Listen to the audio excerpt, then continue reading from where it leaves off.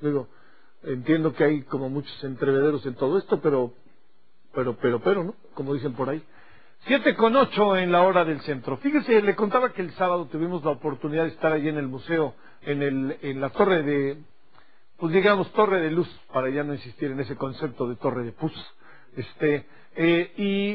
Amablemente nos invitaron a presentar un documental junto con otras distinguidas personalidades. Déjeme decirle que para mí fue un hallazgo. Uno, como suele pasar, tiene cierta información, pero de repente cuando uno está ahí y ve lo que pasa y ve lo que se hace, los hallazgos asombran, y uno los quiere hacer extensivos y los quiere hacer colectivos para que todos estemos al tanto de ello. Ya le había platicado, no voy a tratar de decirlo en su idioma original, pero lo diré, el diluvio. Ahorita voy a obligar a Javier a que lo diga en el idioma original.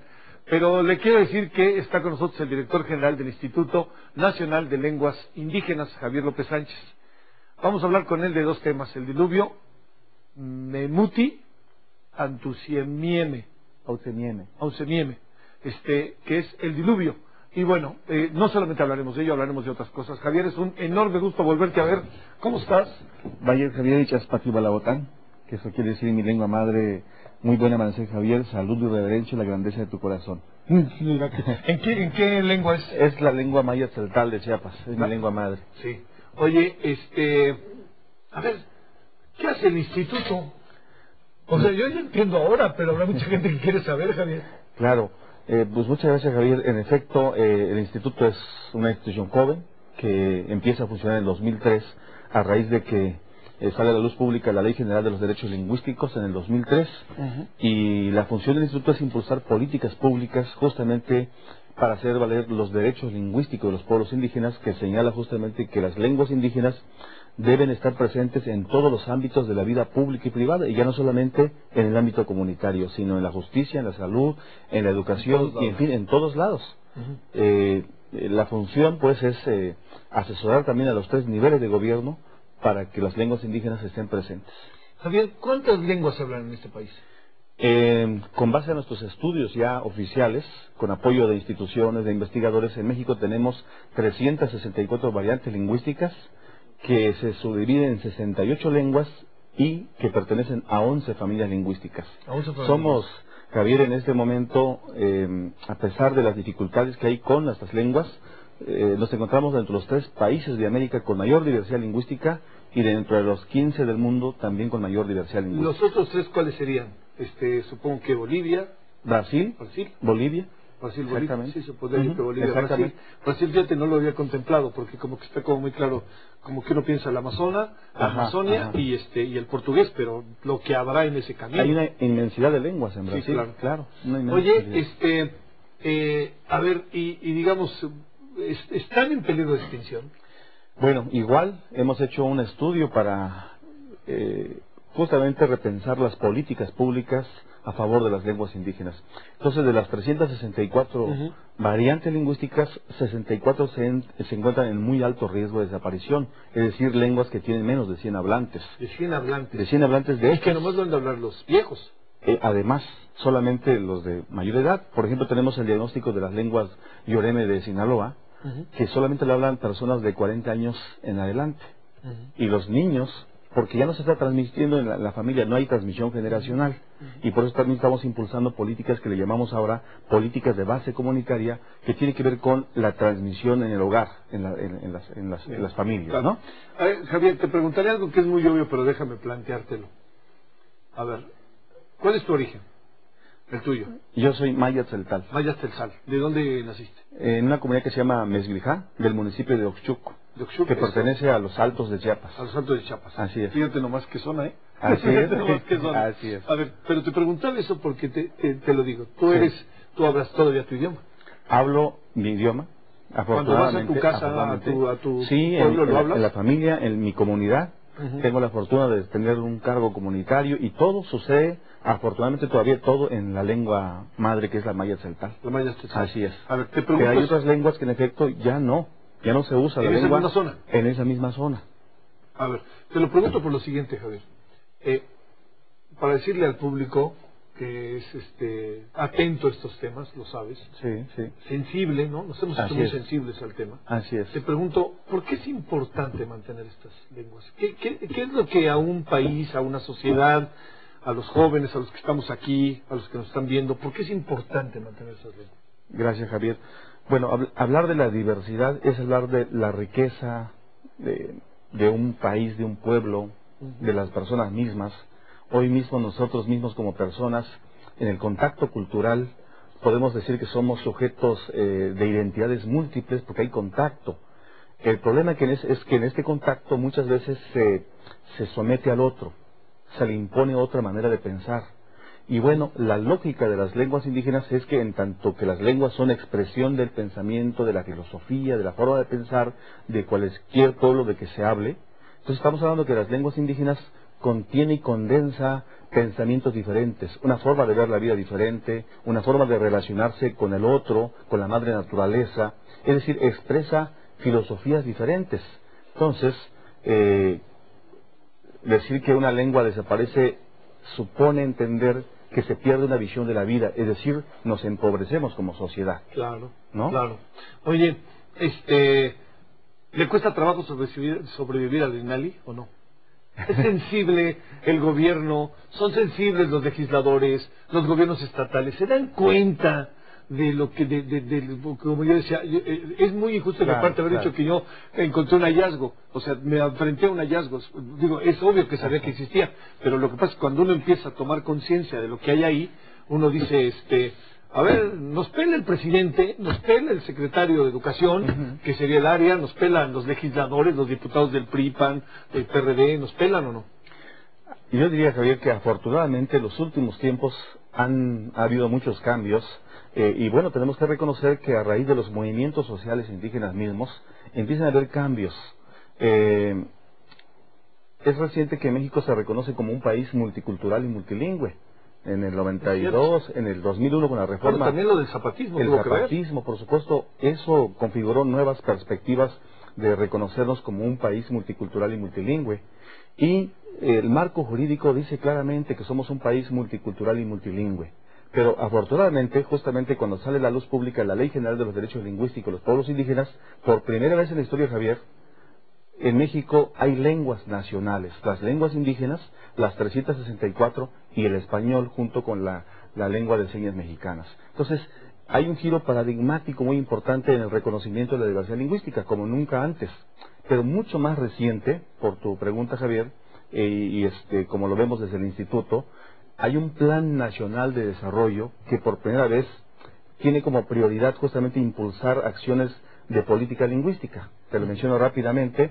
Por ejemplo, revitalizar las lenguas que se encuentran en muy alto riesgo de desaparición. Está en el Plan Nacional de Desarrollo. No, antes nunca se tenía eso. Estaba la Ley de Derechos Lingüísticos, pero no formaba parte de la prioridad del Plan Nacional de Desarrollo. Tenemos, por ejemplo, la formación de intérpretes y traductores en el ámbito de justicia. La enseñanza de las lenguas en el sistema educativo nacional. Me estoy refiriendo al reciente Plan Nacional de Desarrollo. Y por supuesto la equidad en los medios de comunicación, es decir, que las lenguas indígenas tengan más presencia en los medios. En México se piensa que la lengua oficial es el español porque pues tiene mucha más presencia. Eso yo no lo sabía, no es la lengua oficial el español, ¿verdad? No, en México jurídicamente hay lenguas nacionales, el español, que es nuestra otra lengua, y todas las lenguas indígenas, a diferencia de Paraguay, donde sí podemos hablar de dos lenguas oficiales, el guaraní y el español. Pero en México en este momento jurídicamente hay lenguas nacionales con la misma validez, y eso supone, por supuesto, por lo que estábamos diciendo y por lo que presentamos también el cortometraje, justamente, que las lenguas indígenas deben estar presentes en todos los ámbitos de la vida pública y privada, ¿no? Entonces, tenemos afortunadamente, Javier, yo creo, estos nuevos paradigmas, estos nuevos esquemas, y por supuesto todo esto es parte de un proceso de planeación lingüística a nivel nacional que se sustenta, decíamos, en el marco jurídico del Plan Nacional, el Plan Sectorial de Educación. Y a propósito de lo que decía del señor secretario, el licenciado Emilio Chaifet, nos ha instruido, por ejemplo, por decir solamente una acción, que al 2017 tenemos que traducir la Carta Magna en todas las lenguas indígenas. Ay, esa es una gran... Esa es una tarea que tenemos, que nos ha encomendado el señor secretario, y estamos trabajando en este momento, las hemos traducido a 23 lenguas, nos falta el resto. Uf, es una enorme tarea. ¿Cuántas personas crees, Javier, por ejemplo, que pudieran estar indígenas, que pudieran estar en la cárcel por no tener un defensor que hable su lengua? En este momento, con datos de la Comisión Nacional para el Desarrollo de los Pueblos Indígenas, hay poco más de 8,000 presos en todo el país. Y según también los datos que tenemos, más o menos cerca del 60% no tuvieron la oportunidad de contar con un intérprete y traductor. Y bueno, nuestra Carta Magna dice que los indígenas que tengan por alguna razón que estar en la justicia deben tener permanentemente la asistencia de un intérprete y traductor que conozca su lengua y su cultura. Entonces estamos trabajando junto con la Comisión Nacional para el Desarrollo de los Pueblos Indígenas para que así suceda. Recién ayer estuvimos firmando un convenio con el Procurador de Justicia de Veracruz, lo hemos hecho con Chiapas, Yucatán, Querétaro y otros estados. Pero vuelvo a repetir, esto es muy reciente. Aspiramos a que, por supuesto, las lenguas indígenas estén presentes en toda la sociedad, que los mexicanos en su conjunto conozcan la diversidad lingüística, las escuchen, disfruten los sonidos de las lenguas. No, pues son bellísimos, ¿no? Exactamente. Oye, a ver, si podemos echar, yo diría, si se puede, y ahorita platicamos del diluvio, claro. Lo tenemos, ¿no? Allá arriba. A ver, vamos a poner un minutito, 30 segundos. Vea usted qué documental, qué corto de dibujos animados tan extraordinario hizo, entre otras cosas, bueno, Armando Vázquez, que hizo un gran trabajo como director, pero que bajo el patrocinio del INALI. Vea usted esto, que es bellísimo. Así que, para continuar, el velo te habrás de quitar. Ingresa a otra misión.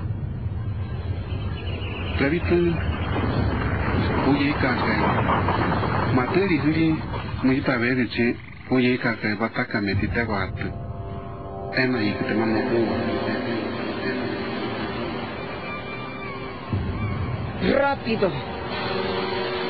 Ya viene el agua.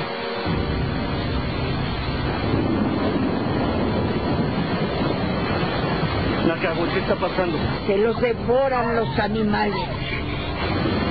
El mezquite, las suyas, las cazuelas que se han convertido en bestias salvajes. Del diluvio, solo tú vas a salvarte. Es al fin y al cabo, Javier, el diluvio. Oye, lo que me llama mucho la atención, bueno, lo presento, habrá mucha gente que lo querrá, estoy seguro.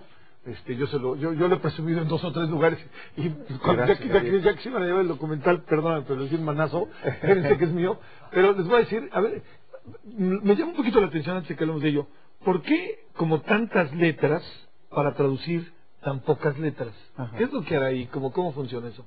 Bueno, entiendo que es origen de la lengua misma, ¿no? Una de las características de las lenguas indígenas es que se explican, no necesariamente son conceptos, se explican. Por ejemplo, el saludo en mi lengua, yo te digo, Vayat Ichames Pati Balabotán, traducido significa buenos días en español. Pero la interpretación es muy buen amanecer, saludo y reverencio la grandeza de tu corazón. Es como decir buenos días, pero es otra lógica, es lo que te decía, la riqueza. A ver, ¿cómo lo dices en tu lengua? Vayat Lekuk Sakubel Kinal Aún. Sí, contra el buenos días es otra cosa. Exactamente, entonces se explica, de ahí justamente que muchas veces en una palabra en español se ve como mucha más larga la traducción en lengua indígena porque son explicaciones que se dan. No hay pues una equiparación de traducción. Sí. Y si los traducimos se pierde la riqueza filosófica y epistemológica de las lenguas indígenas. A ver, para cerrar, ¿de dónde salió esto en breve y cómo es que se dio de este extraordinario corto? Claro, mira, comentate rápidamente que en el INALI trabajamos con un esquema que le llamamos de responsabilidad institucional y social compartida. Es decir, que las lenguas indígenas son responsables de todos los mexicanos y por supuesto de todos los niveles de gobierno. Y cuando digo esto es porque, bueno, Armando Vázquez, cuando llegó a presentarnos la propuesta en el INALI, ya traía un recorrido que se basaba en un trabajo de Carlos Montemayor, que en paz descanse, maravilloso, el gran maestro exactamente, nuestro maestro, músico, poeta, poeta, maravilloso. Sí. A mí tuve la fortuna de tener varios talleres de poesía con él, de literatura en general, y entonces nos llevaron la idea a presentarnos con base a estos trabajos de Carlos Montemayor y nos pareció interesantísimo.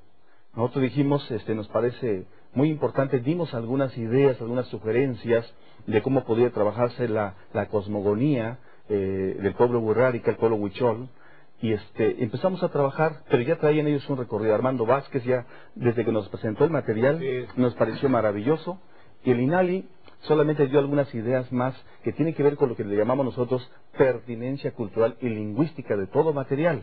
Esto es, tratar de no desvirtuar justamente la parte filosófica, en este caso de los huicholes, cómo a través de los mitos expresan la creación del mundo y cómo en esa relación de la relación con el mundo sustenta justamente sus relaciones sociales y con el medio ambiente. Bueno, Javier, es un gusto tener la oportunidad de nuevo de conversar contigo. Muchas gracias. Fue una muy grata experiencia. Que yo agradezco, pero sobre todo felicito al INALI y te felicito a ti. Sé la batalla cotidiana que dan, sé la batalla que dan por este país, y como yo digo, me encontré al final que el origen de la vida puede tener otra mirada. Definitivamente desde otras lógicas de construcción de la vida misma, del conocimiento, y Javier Ocolio Batcotán y la Meaba. Eso quiere decir, gracias te da mi corazón al tuyo, por escuchar nuestra palabra, por presentar nuestra palabra, y que tu corazón esté siempre muy grandioso. Esto es Filosofía Maya Tzeltal. Mira nomás. Gracias, Javier. Muchas gracias, Javier. Muchas gracias. Miguel, vámonos contigo con toda la cultura. Adelante, Miguel. Gracias, Javier. Buenos días. Pues ayer comenzó la edición